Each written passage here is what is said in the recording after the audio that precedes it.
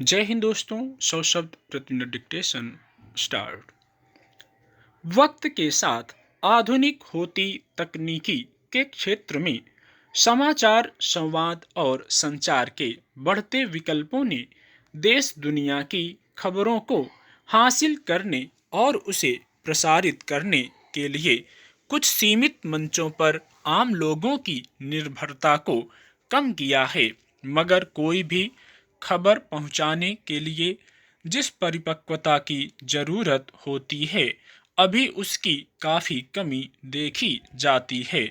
ऐसे अनेक मौके सामने आते रहते हैं जब किसी व्यक्ति के पास खबर के रूप में कोई बात पहुंचती है, तो वह उसकी पुष्टि करने के बजाय उसे उसी रूप में आगे दूसरे लोगों को संप्रेषित कर देता है।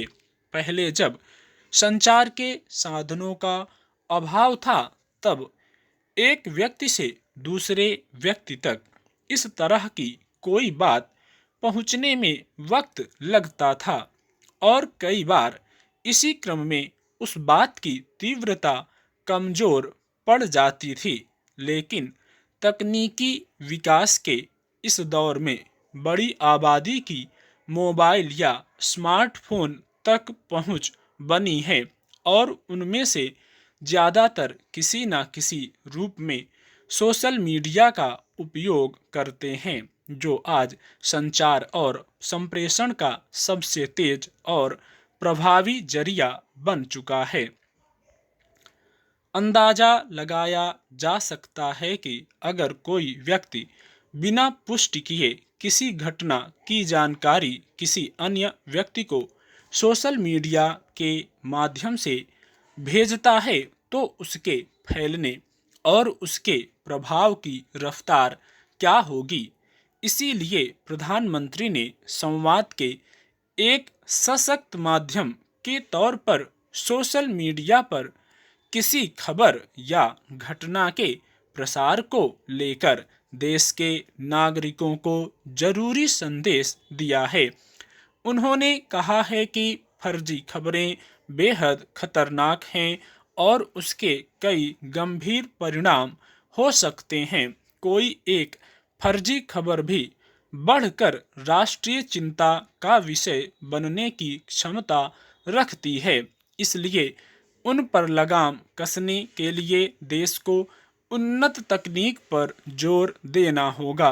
आए दिन यह देखा जाता है कि आम लोग कुछ ऐसे ब्यौरे भी बिना किसी हिचक के दूसरों को भेज देते हैं जो सच्चाई से काफ़ी दूर होते हैं, मगर उनका किसी व्यक्ति और समुदाय पर व्यापक असर भी पड़ सकता है। झूठी और नफरत फैलाने वाली खबरों की वजह से कई बार हिंसा और दंगे तक फैलने की स्थिति आ जाती है।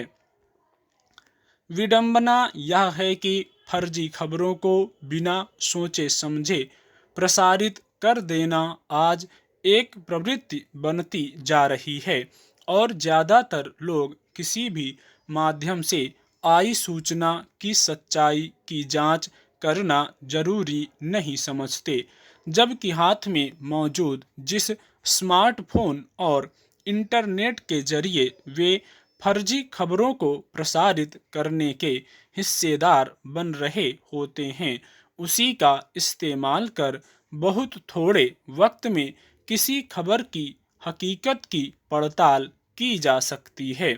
स्मार्टफोन और कंप्यूटर जैसे संचार के साधनों तक जैसे जैसे लोगों की पहुंच बढ़ती जा रही है, उसके मद्देनज़र पिछले कुछ समय से फर्जी खबरों के जरिए अपनी मंशा साधने वालों ने संगठित तौर पर सोशल मीडिया का इस्तेमाल किया है। जबकि अगर इस माध्यम का सही इस्तेमाल किया जाए तो उपयोगी विचार अपने सच्चे स्वरूप में आम लोगों तक पहुंचाए जा सकते हैं और इन मंचों को उपयोगी बनाया जा सकता है। ऐसा कुछ हद तक हुआ भी है, लेकिन सोशल मीडिया के अलग अलग मंचों का बेजा इस्तेमाल किस कदर बढ़ा है, वह वास्तव में चिंता की बात है। स्टॉप।